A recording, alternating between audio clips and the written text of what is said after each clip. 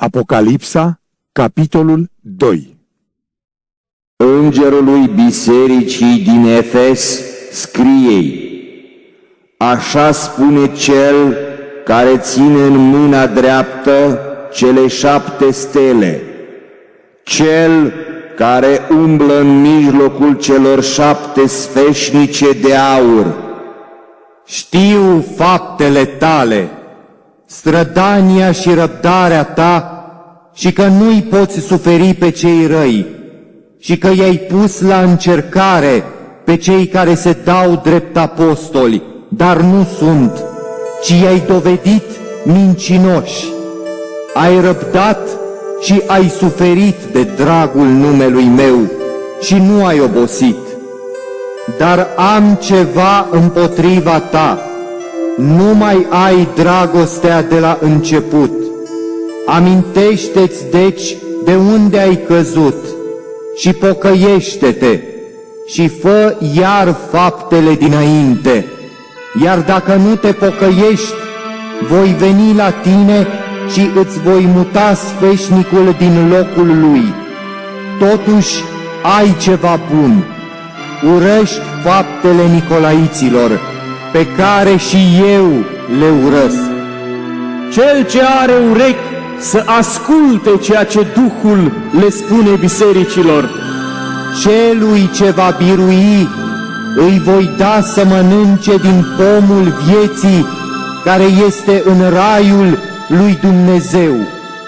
Iar îngerului bisericii din Smirna scrie-i: așa spune cel dintâi și cel de pe urmă, cel ce a murit și a înviat.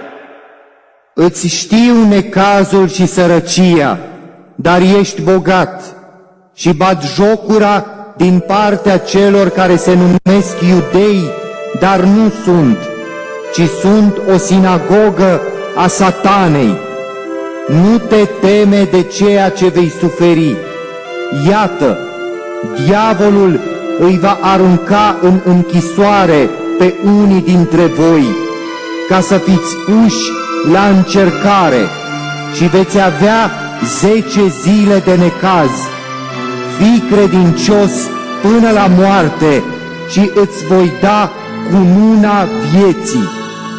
Cine are urechi să asculte ceea ce Duhul le spune bisericilor. Cel ce va birui nu va fi vătămat de a doua moarte. Iar îngerului bisericii din Pergam scrie-i: așa spune cel ce are sabia ascuțită cu 2 tăișuri. Știu unde locuiești, acolo unde este tronul Satanei.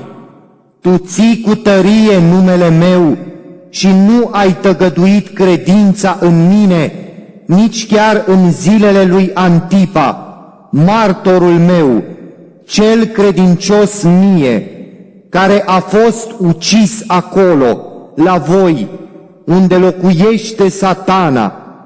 Însă am împotriva ta câteva lucruri. Ai acolo pe unii care țin învățătura lui Balaam, cel care îl învăța pe Balac să pună piatră de poticnire înaintea fiilor lui Israel, ca să mănânce carne jertfită idolilor și să se desfrâne